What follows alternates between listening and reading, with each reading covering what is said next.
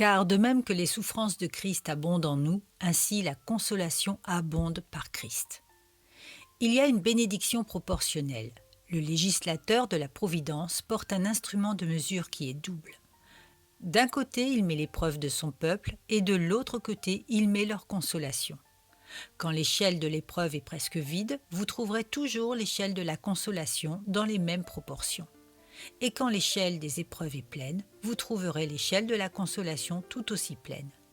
Quand les nuages noirs s'amassent le plus, la lumière nous est révélée avec plus d'éclat. Quand la nuit descend et que la tempête approche, le céleste capitaine est toujours le plus près de son équipage. C'est une chose bénie que lorsque nous sommes le plus jetés à terre, c'est alors que nous sommes le plus relevés par les consolations de l'esprit. Une raison en est que les tribulations font plus de place pour la consolation.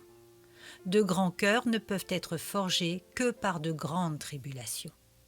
La bêche de la tribulation creuse plus profondément le réservoir du réconfort et fait plus de place pour la grâce.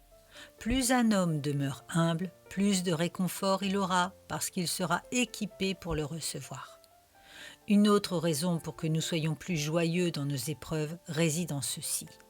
Alors nous avons une relation plus intime avec Dieu. Quand la grange est pleine, l'homme peut vivre sans Dieu. Quand la bourse est en train d'éclater, pleine d'or, nous oublions souvent nos prières. Mais une fois que nous avons perdu nos gourdes et que nous désirons notre Dieu, une fois que nous avons purifié la maison des idoles, alors nous sommes contraints d'honorer l'Éternel. Du fond de l'abîme, j'ai crié à toi, ô Seigneur. Il n'y a pas de cri plus beau que celui qui monte du bas de la montagne. Pas de demi-prière qui ne monte du fond de l'âme à travers de profondes épreuves et les afflictions. Ainsi, elles nous conduisent à Dieu et nous sommes plus joyeux. Car la proximité de Dieu, c'est la joie. Viens, croyant troublé, ne t'agite pas sous le poids de tes tribulations, car elles appellent le contrepoids des compassions.